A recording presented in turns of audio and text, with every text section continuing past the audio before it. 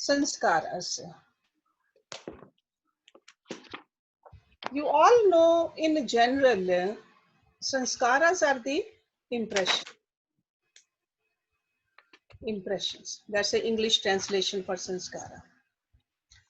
They are the subtle impressions of our past actions.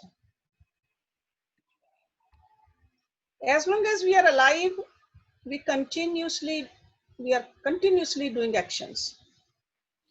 But all of those actions do not contribute to the formation of sanskaras.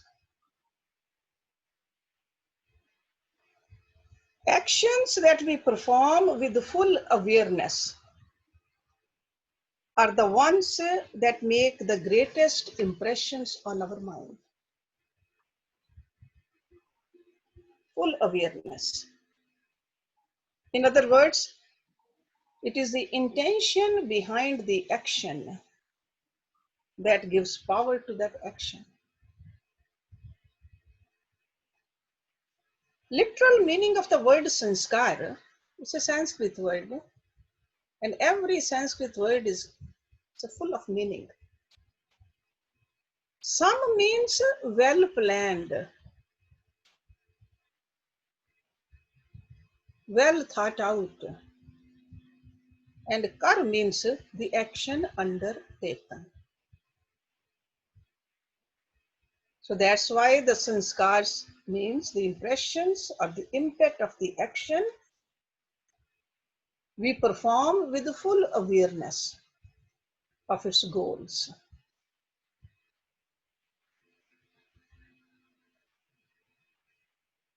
So each time the action is repeated, the impression becomes stronger. And that's how the habit is formed.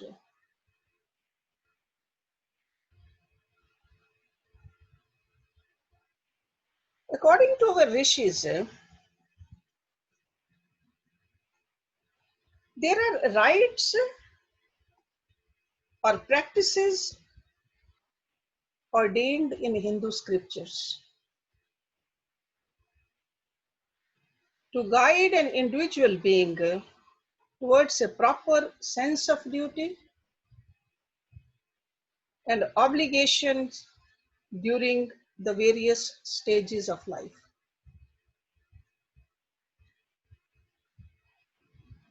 And these rishis, they called them sanskars. So these ancient rishis, they formulated based upon their own intuitive knowledge, experiences and beliefs relating to the nature of human life.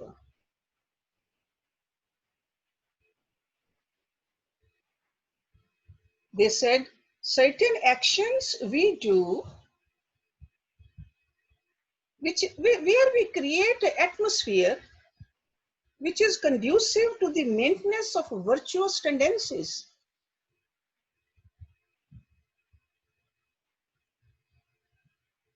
And these actions, they end up purifying our mind and intellect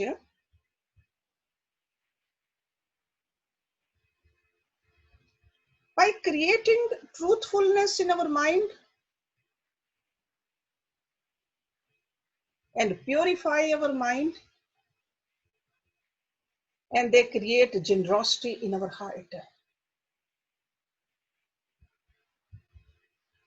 They create an urge for morality and righteousness. We all know that anger destroys our noble thoughts.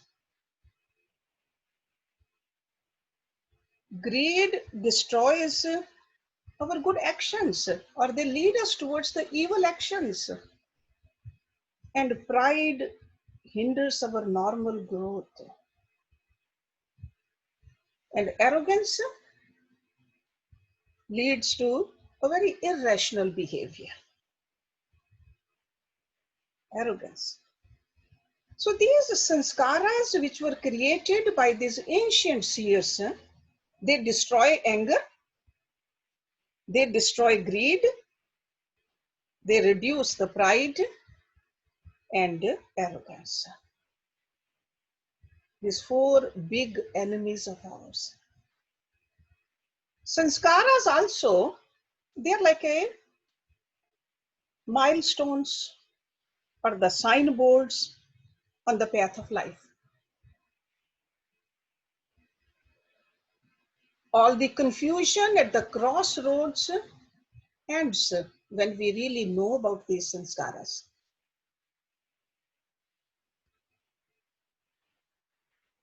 According to the Hindu Dharam, birth of a child is considered a religious activity.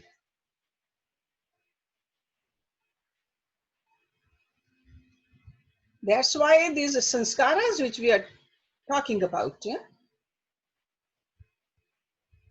they begin prior to birth and they end with the cremation of the body.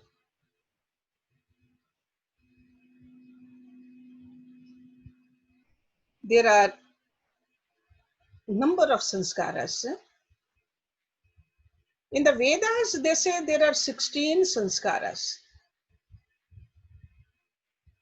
most significant. Let me give you the names in Sanskrit also, and the English translation of it too, and a little description of it also.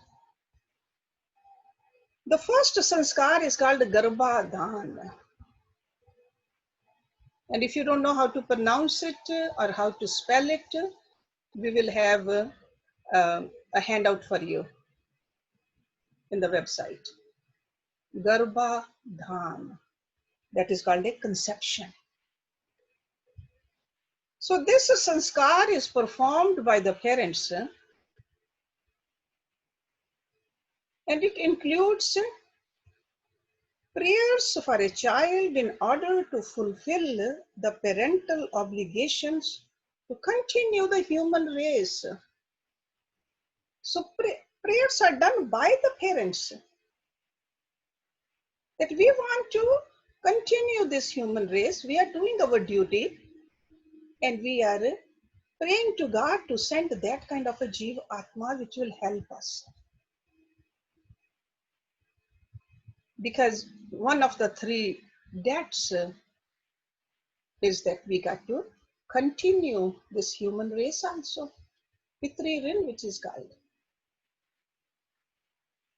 The scriptural hymns are recited by the couple, and they make a little promise that will keep the atmosphere where the mutual love is there, mutual love between the couple. Compassion is there, cooperation, and also enjoyment. So they go to the guru or they go to the priest and they say, please perform this Garbhadhan sanskar for us. Okay? So before the conception, praying to God for that kind of a jivatma. And they make a promise that we'll keep that kind of an atmosphere in the house. Because there's another being is going to come. We'll have a conducive atmosphere for the jiv to prosper. Then second sanskar is called Punsuvan. Punsuvan. This is a fetus protection. And this sanskar is performed during the third or the fourth month of pregnancy, after the first trimester. In this one also, another thing I want to add, all these sanskaras are with the havan, with the yajna.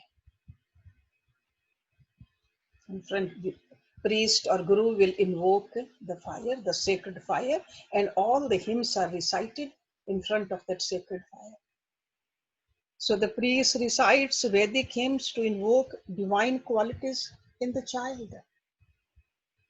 Because now the Jivatma is there in the womb. So now the prayers are being done. First we invited, now it's there, now we are praying. So purpose of this sanskar is to create a spiritual atmosphere at home for the physical growth of the child.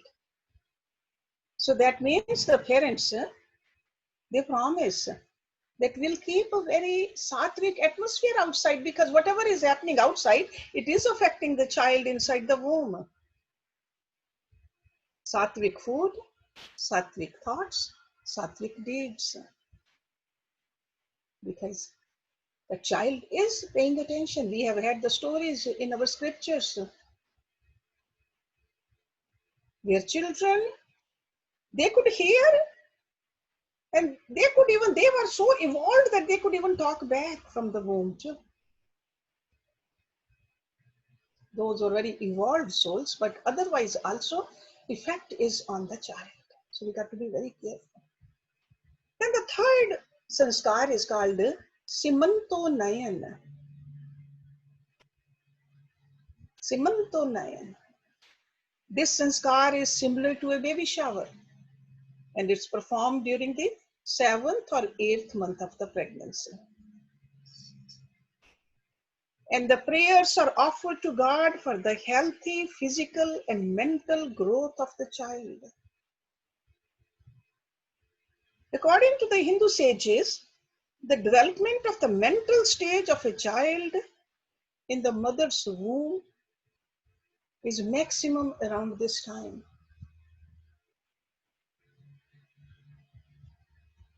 So if the mother's psychological state is positive, that will affect the baby also. So the purpose of this sanskar is to give a sense of joy, dignity, and self-confidence to the expectant mother. That's why if you have ever seen this sanskar being performed, the mother is supposed to dress up beautifully. Traditionally, the husband is supposed to decorate her hair, put some flowers in the hair. Mother-in-law or mother is supposed to give some gifts to the mother. Keep her happy. She's going through a lot physically. There's a lot of changes. Keep her happy. Okay? So that's why I said the joy, dignity, and self-confidence to the expectant mother. As a part of this sanskar, the expectant mother is advised to dwell on thoughts of nobility, goodness, and divinity. And again, eat sattvic food. Okay, so priest or the guru emphasizes on these issues. The next sanskar is called Jat Karam, childbirth. Although this sanskar is performed at the time of the birth, but the preparation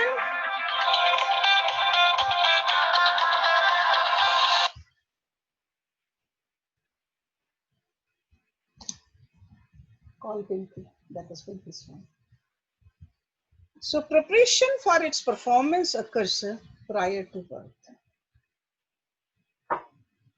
Okay, so Jat Karam is at the time of the birth, but some mantras are recited when a mother is going through the labor pains. That's why if you remember, if you are connected with the ashram and if your daughter or daughter-in-law is expecting, I always tell you that please let me know when she goes to the hospital so that I can do my part to recite those mantras. We are inviting that soul into this outer world now. Inner world, the soul was that Jivatma was, the body was growing, but now needs to come out. So that's a Jat Karam.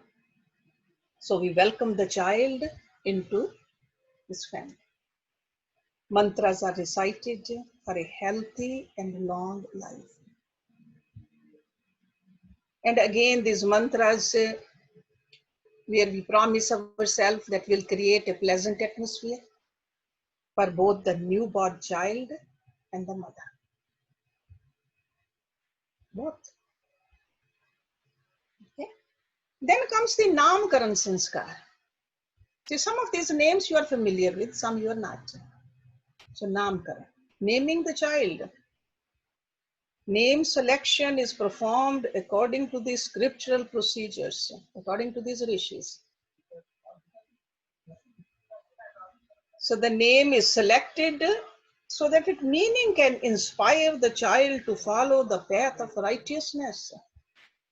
That's why you see that some of the names are given based upon the religious deities, okay, or holy people, or the sages, or the saints. So, these days, parents give the name, they select the name, but the tradition was the name was selected by the guru or the priest. Okay, so that has changed, but still there's a ceremony, again with the help of in the front of the deity and holy fire. Then number 6, Nishkraman. This is like taking the child outdoors for the first time. Okay? And ordinarily, people used to take the child first time to Guru's house or to the temple. First time. And this sanskar is performed ordinarily in the 4th month. 4th month after birth. Because you can expose the child to the outdoors safely. Because that little baby is capable of bearing the effects of nature. Again, there are prayers for the good health and the long life of the child. And we are praying to God to protect the child from the evil forces. Sometimes people ask me, the child is born in the hospital. We are bringing the child home. After a few days, we got to take the child back to the doctor for a visit. I said, that's okay. Still, you are supposed to do this. After 4th month or 3rd month, you are supposed to pray for the child. So special sanskar. Then 7th sanskar is called anprashan,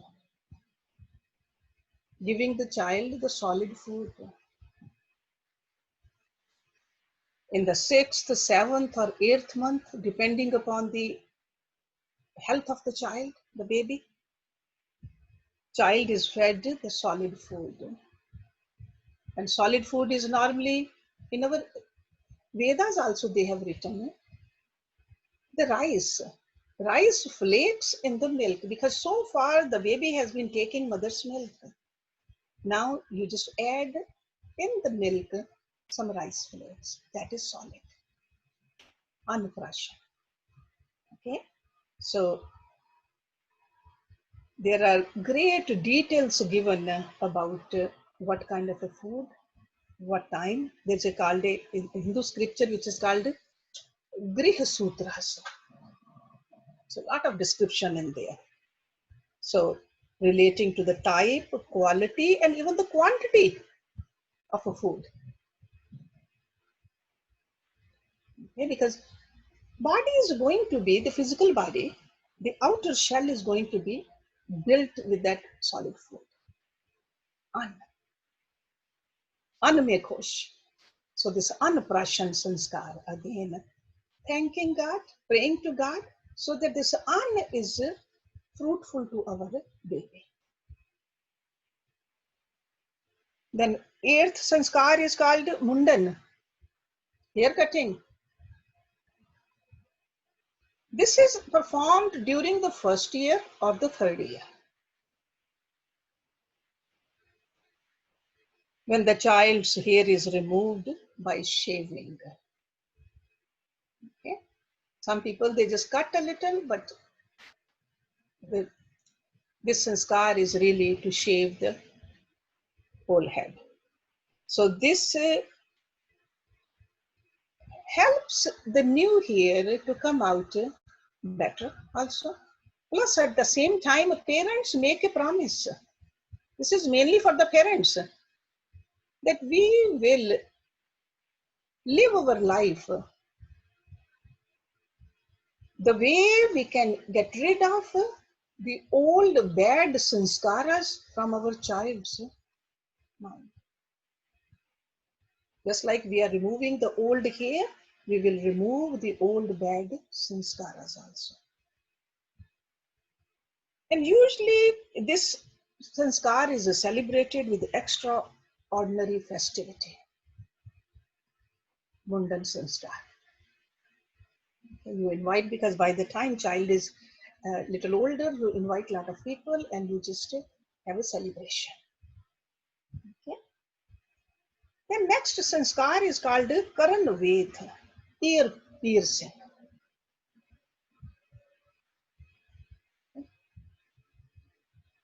It is performed in the 3rd or 5th year of age. So 3rd or the 5th. According to the Hindu sages, the ear piercing prevents hernia type diseases.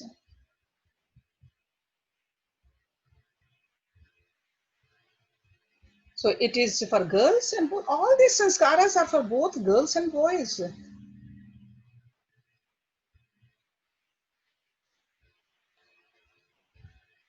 And the 10th one is Upanayan. That is called a sacred thread ceremony.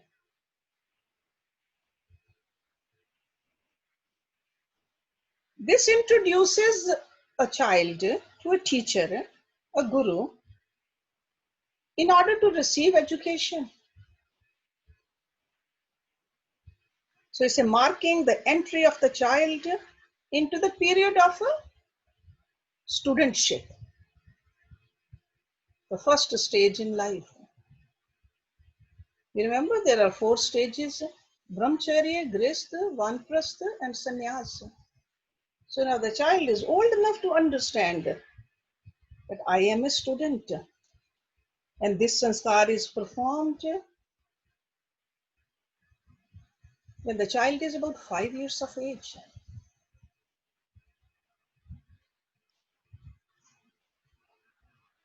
And the guru will put 3 strands of thread. And this long 3 strands of the thread goes from the left shoulder, then over the head, under the right arm. 3 strands. And explanation of that, why are we wearing it? It's given to the parents also. Parents should already know, but mainly to the child. That as a student, you are supposed to obey your teacher, obey your parents, and pray to God. 3 strands. These are the 3 rin, 3 debts. Child can understand it.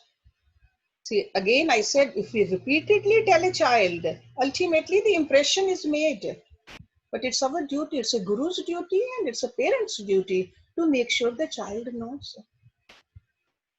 Called Upanayan. And at the time of the marriage, then another 3 strands are put in. That I'll tell you later on. Then 11th is the Ved Arambha. This goes alongside with the Upanayana. That means the studies have begun.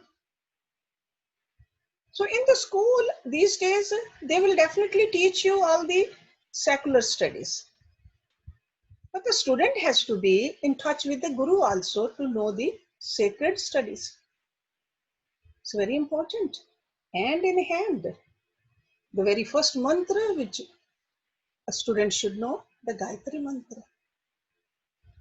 Gayatri mantra.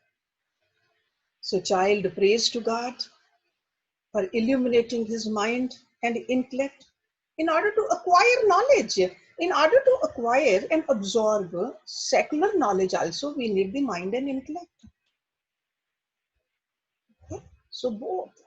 So teacher is teaching in the school over the weekends or once a month or more often than that, child should be sent to a guru also. That's how it was. Even if the child does not live in the Gurukula, but still it was supposed to give them enough education about the sacred also. Then what happens after the schooling is finished? Just like these days we have graduation ceremony. So there's a sanskar, samvartan, returning home after completing education. This sanskar is performed at the age of 25. Student has completed the education. And this sanskar marks the end of the brahmacharya ashram.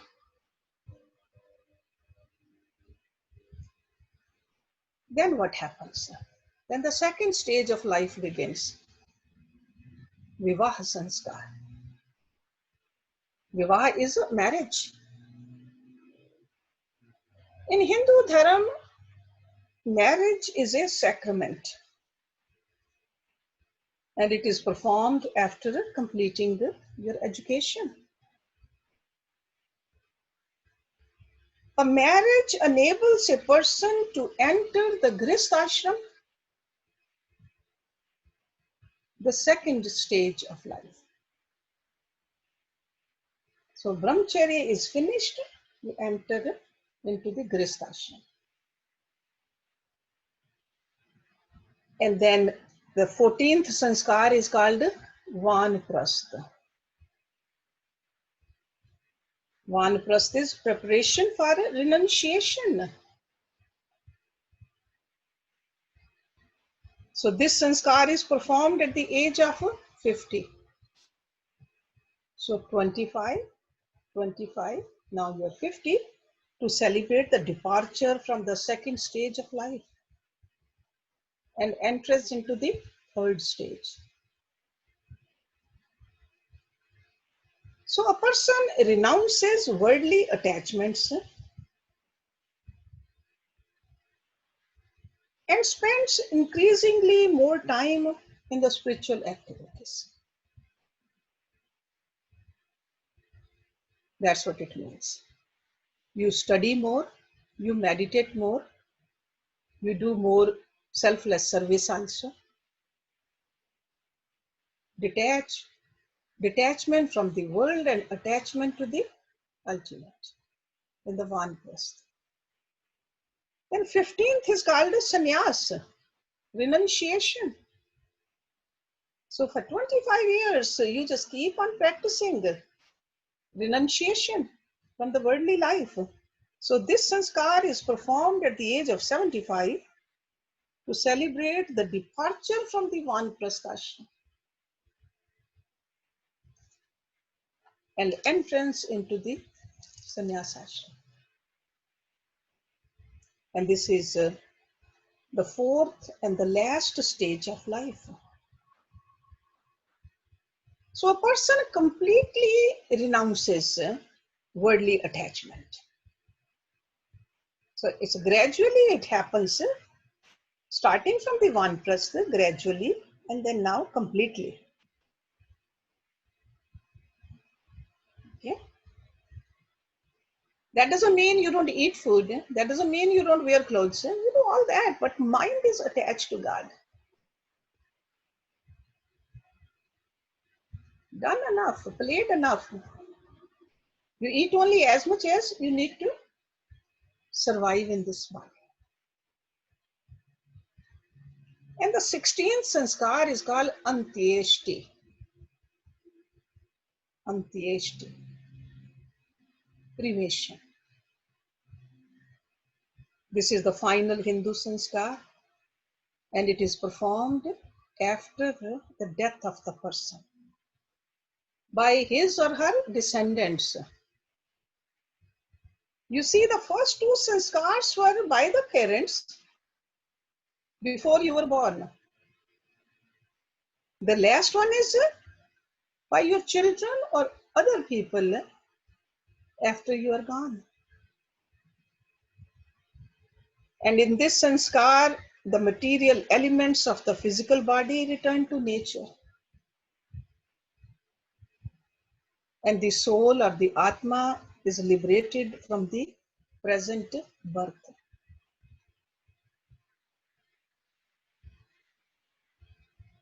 And according to the Hindu custom, the ashes of that physical body is scattered in a flowing water. It could be any holy river. It could be Ganga. It could be any other holy river. So these are the 16 sanskars, Solah sanskars, or some people call them sacraments. But one thing I want you to understand that these sanskars, what do they do for other people? Sure, they are for the person also, but they really create an atmosphere which is conducive to the training of the mind of other people also who attend these ceremonies. Sanskaras eliminate uncontrolled sensual desires of the mind. Because when you are sitting in front of your guru or a priest and holy mantras are recited, you will have the effect of those mantras on your mind. Reduced anger, reduced greed, reduced arrogance, you will have that effect. And you will see that there's a more cultivation of compassion, kindness, generosity, truthfulness. And when we perform these sanskaras, you are creating a very divine environment. And that's how you teach the next generation that life is not about just feeding yourself. Life is not about eating, sleeping, procreation, and ultimately dying. Har, nidra, bhay, maithun. These four things even animals do. Human life is supposed to be cultivating these divine qualities, remembering God. So these sanskaras, they slowly, they just take us towards that. But the impact of the sanskaras on the mind can happen only if the meaning of these mantras, which are recited at the time of the sanskaras, are fully understood. That's why it's a duty of a priest or a guru to explain what those mantras are. Why are we reciting? What is the deeper meaning? Because it's written in Sanskrit, all our scriptures are written in Sanskrit, which is not understood by average person these days. So that's why it will be helpful for the participants if the guru can explain this with a clarity, with a deeper meaning, and step-by-step process also.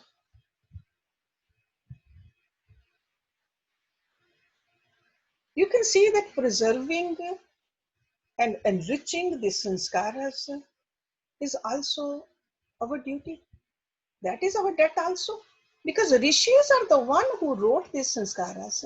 They are the one who created these. And if we don't keep them alive, we are not paying our debt. Rishi Rin. You remember the three debts? Pitri Rin, Rishi Rin, and Dev Ren. So Rishi Ren. So Rishis are the one who told us about these sanskaras. So these sanskaras are not just to have a party. Sure, celebrations are there, but there's a deeper, very deep meaning behind it. Okay, so if you have any question, you can ask now, or if any one of them you did not understand.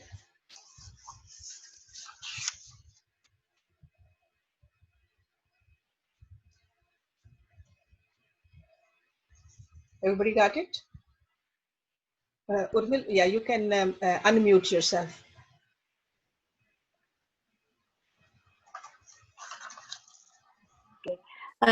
Like you have done in the other lectures, if you can just give us the Hindi names of all these 16 sanskaras, the explanations we have, but just the list of Names, okay. Names are, first one is Garbha Dhan. Garbha Dhan, okay. Second one is Punswan. Punswan, Punsavana, Punswan. The third is Simanto Nayan. And Simant means the brain. Simanto Nayan. We are praying for the full development of the brain of the child. Fourth one is Jat Karam. Fifth is Nam Karan. Sixth is Nishkraman. Seventh is Anprashan. Eighth is Mundan. 9 is Karan Ved. 10th is Upnayan. 11th is Ved Arambh. 12th is Samvartan. 13th is Vivaha.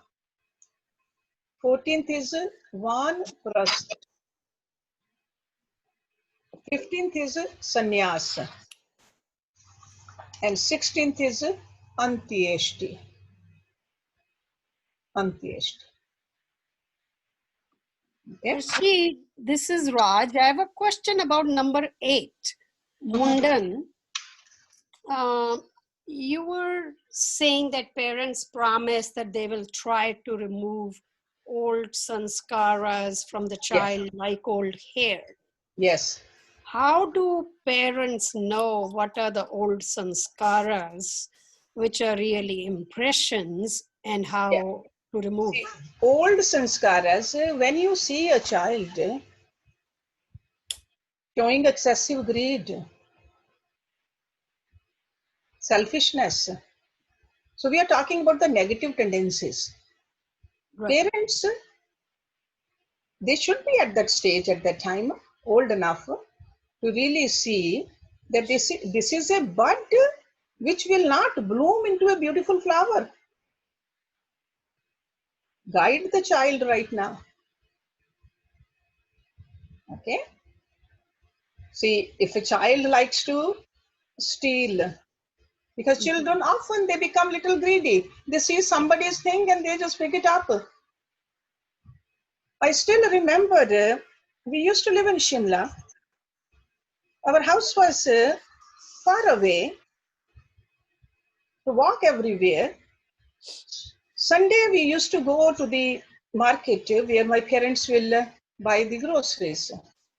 And I must be like 9 years of age. And my younger brother, 2.5 years younger than me. While parents were doing the grocery shopping, you remember those days they were like a shopkeepers, they just had the vegetables and the fruits outside? Yes. When we came home, he took out one lemon from his pocket. So I was 9, he was 6.5 or 7. When my father saw that lemon, he sent him back, me with him, so that he just does not throw it somewhere on the side. Make sure that take that lemon back to that shopkeeper and say sorry. I still remember that. Harsh, I have a question. So this is like a children, when they do something like that, parents got to be, these days the problem is that parents are too busy to even spend that kind of a time and that kind of a discipline. This kind of a discipline is needed if you want to raise a child of that caliber. So that incident, not only my brother learned from it, I learned it from that too. But stealing is not good. Believe it or not, we both had to walk back, not just a few steps. It was more than 3 miles in the mountains to return that one lemon back. So we got to be careful. It's our duty. And up until what time, if we have done a good job, then up to the age of 16 of our child. If you have done a good job by the time child is 16, you have done your job. Because these habits, we need to cultivate the good habits in our children and then get rid of the bad habits. Yes, Jyoti. I have a question, Harsh. Yes, Rita. Okay, my question is the last one. उसमें आपने बोला कि flowing water में river में ashes डाल दी जाती हैं. English, please. Okay, I'm so sorry. Okay, you said on 16th Antyeshti, you put the ashes in the flowing water in the river. Okay. Yes. I personally, I remember when my mother passed away and I went there because I was there on 4th day, and then they, took those to Ganges. And not only we were doing this, also there were a lot of other people who were doing it at the same time. Yeah. Personally, at that time, my feeling wasn't good. Why are we making Ganges so dirty? This was my feeling at that time. So that's just a little question to understand, why do we put that in flowing water? First of all, ashes are never dirty. Never dirty? Ashes are the cleanest things. You remember with the ashes, people used to clean their bartan. Yes, yes. Ashes are not dirty, and the flowing water, ashes are not dirtying the water. What really dirt is water? The plastic bags we put in there and all the chemicals we put in there. But then there were some bones also. They ultimately go down and they get disintegrated, become part of the soil, the bed of that river. Okay. Thank you for clarifying that. Ashes do not dirty the water at all. Otherwise, our rishis, they would have never subscribed something like this for us. Thank you for clarifying, because I always had this feeling. No. That why did he make Ganges First more? of all, the ashes are not bad. Those are ashes are, what is it? The wood we burnt, the ghee we burnt, the smagri we burnt, and of course the body also. But all of those elements just go back into the nature. Okay. Yes. What is the connection between the sanskara that we come with and these 16 sanskaras? Okay, the sanskaras we come in, those are the old impressions. Some of them are good, some of them are not good. Okay, those sanskaras are the one which become vasanas. And that's why I said during Mundan ceremony, the parents make a promise that they'll get rid of the negative sanskaras. And these are the positive sanskaras we are putting in our child. Okay. Okay, that you got to live a life where you remember God and remember your duties. You have responsibilities also. So these are the new sanskaras, the positive ones, the right ones we are putting with very thoughtful or thought-provoking mantras.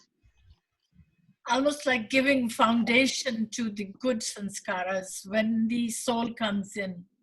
Yeah, there are good sanskaras. We have all brought in some good sanskaras also with us. Okay, there are children who are, did you see last night that 6-year-old young girl, the way she sang bhajan, the way she comes to our Saturday and Sunday classes, the way she recites, I tell her once that learn how to say this Gita mantra, and next week she just has memorized it and she sings it more beautifully than any one of us can sing, because she has brought in those sanskaras, and we got to, as parents, as teachers, we have to encourage her to keep those sanskaras. Okay, so we all have brought in good and not so good, but now it's up to us. The choice we have as a human being, are we going to put more positive on us or not? Okay, and then it's our responsibility, the soul which has come to us, to make sure that it lives a life which is more fruitful. Okay, Thank you. somebody else has a question? Pramila? Amy? Yeah. Yes, Archie, this is the first time I was aware of there were 16 sanskars. Mm-hmm. This is after the fact. I don't think I was aware of all these. I was aware of few of them, Mm-hmm. especially that Mundan Sanskar. I Because remember you're Punjabi, that's why. No. My Because- mother-in-law, no, my mother-in-law, they don't believe in Mundan Sanskar. I had to insist that I want to do Mundan Sanskar for my son. But I didn't know what the concept was. Mm-hmm. But she said, it's okay if you want to get it done. I got it done for Rishi. But I did not know what the whole thing was about. But this is the first time. I'm so happy that you explained there are 16 sanskars. A few of them I was aware of, but I did not know these things exist. Yeah. I'm glad. I learned a few things. I learned so much. Good, I'm glad. Yeah, you know, when we know these signposts in our life, then we can live a life with the full knowledge. It's not a burden to live as a human being. It's an opportunity to live as a human being. It's a great opportunity we have gotten. Somebody else has a question? Shilpa? Hersh, number 10, Upnayan. In Gujarati, I think that thread ceremony, we were told, or I understood, that was only for Brahmins to do that or wear that thread. No, that is not correct at all. Okay, if you go back, see, that's why I always encourage you to go back to the primary scriptures. Mm-hmm.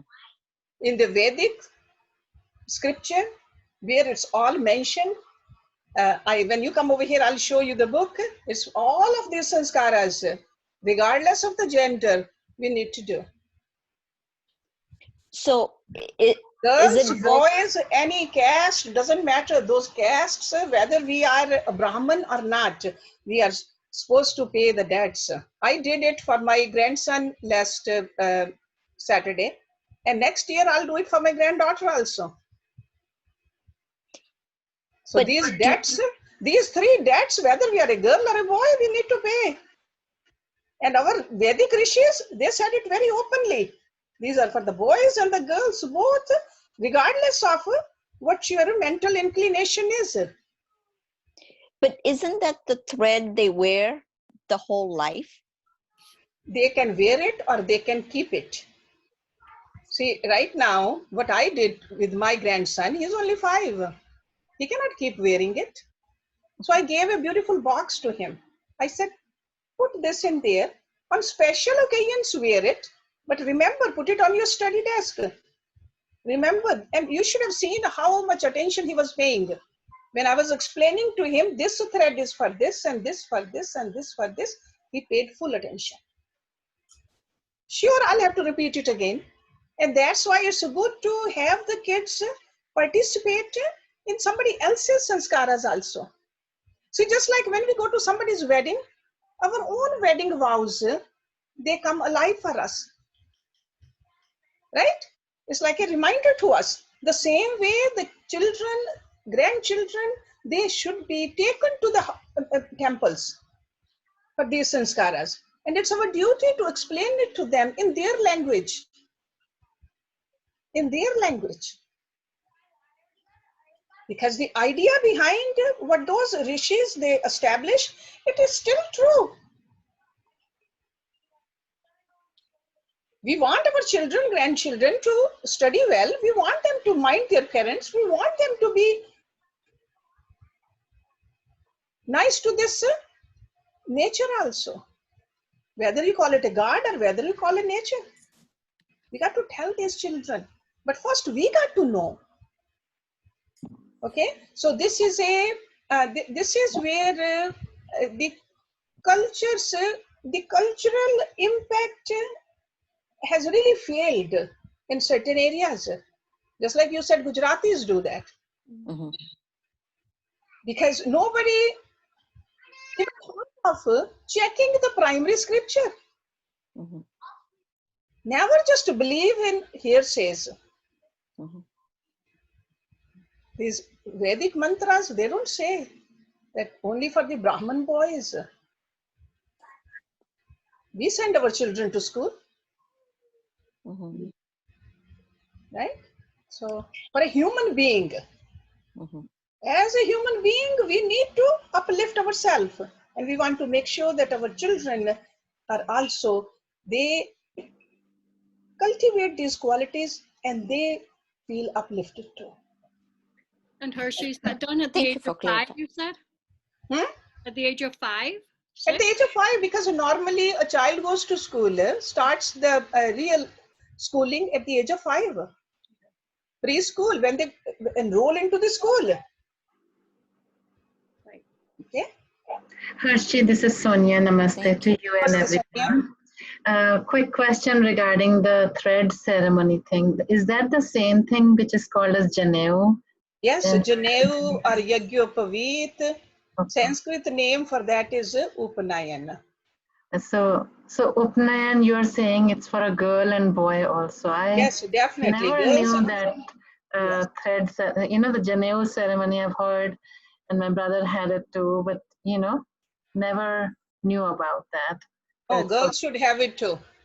Yeah, To me, I think these days, in the previous generations, maybe the girls, they were just, did not have that much freedom. These days, girls go to school, so they need to be respectful of the parents and the teachers and the guard. right. I don't see, logically think about it, right? We don't want to keep on following something which doesn't make sense. And our rishis, they followed this. So we got to go back to the origin. So Okay. if we have missed the deadline of the time, Oh, it's okay. It's okay, Sonia. Deadline is never missed. We can Okay. start now. Can If it you be are in a done like Vanprasth anytime ashram or then? if you are less than 50, Grihastha ashram. Grihastha ashram, what are you supposed to do? Grihastha ashram, you are supposed to perform those 5 yajnas every single day. We'll talk about that sometime. Okay.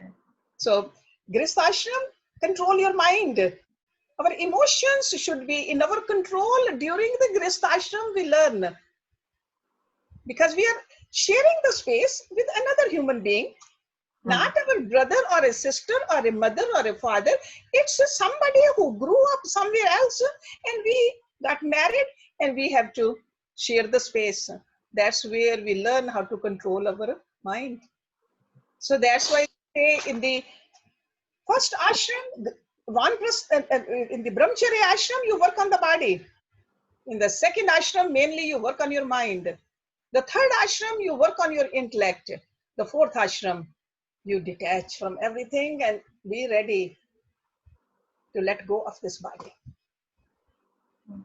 That is like a system our rishis created. Okay? Okay, So never think that we have missed a boat. It's okay. We can start now. Wherever we are, pick it up. Yeah. Okay. Yeah. Okay. Thank you. Anybody else? Hershey, maybe the continuation class for this for next Wednesday, we could do this four Gristams. Okay. Oh, at the 4 ashrams. Yeah, Yeah, we can do the 4 ashrams also. If you have any other questions, you can send me the questions. I can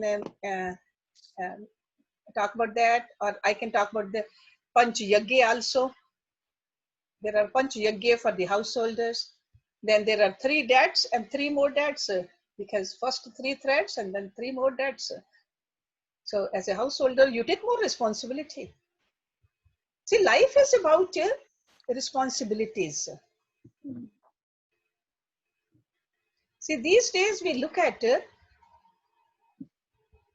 right. We look at, this is my right, right? Right to speak, right to do that. The seers, they said, the life is about duties and the responsibilities. That's what Bhagavad Gita says too.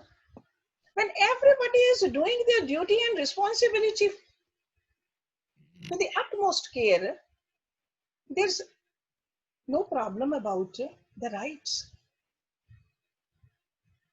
The fight about the rights is only because people are not doing their duties. If a mother did her duty, father did his duty, children are doing their duty, the home is a heaven.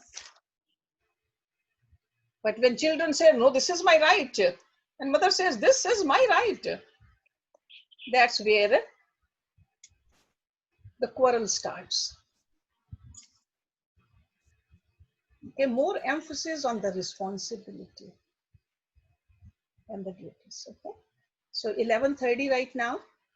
So do we have anybody who would like to sing, or Manny? Manny is there? Is he there or no? I think he was going to. Oh, you are I'm here? here. Okay, Manny, you can just play some dhun. Okay, now, We cannot finish this class without you, you know. okay. All right, give me a second. And while he's putting this on, last night, the program was very well done. I think everybody sang beautiful bhajans. What are you showing me, Urmil? I think Urmil is saying something. Unmute, Urmil, before you speak, please. Unmute, I can't hear you. I said last night's program, because it was in the evening, it was very peaceful, and we should off and on do bhajan sandhya. Yeah, I like that name also, Bhajan Sandhya. So yeah, that's exactly what I was thinking. From time to time, we should do that. Yes. It Yes, was I a think it was nice, quiet time, and yeah. No, I think it's good to do that. Just remember God, and people who have the singing ability, they should sing, and we can meditate while they're singing. So it was really good. Yes, I The enjoyed best it. was that young child from Houston, my God. Yeah, that 6-year-old young girl, she dressed up like a Radha, and she was singing like Radha also. She was really good. And her younger sister, she's only like a 2, I think. So parents, the mother is doing what she's supposed to do. other than bhajans, you could do a talent, anything they want to do, or maybe the girl was dying to do a little dance because she I kept know. practicing. I know. So if she wants to do that, it's an informal, not on Yeah. for Christian Janmashtami in general, because it was an informal, very family-like evening. So Yeah. that girl was itching to dance. Yeah, I know. I saw that too. Yeah, that was. The both girls did dance after this They did class. do that. Okay. They Yeah, did yeah. do dance. Good. So I told her to make a tape and send it to me. Yeah, yeah. We'll just encourage them to do, yes. And we should have our children, because for my grandkids, it was just a little bit too late. They were sleeping, but if we can do it a little earlier, then other kids can come too. So, all right. Okay, Should I play Manny, the music? Okay. please do.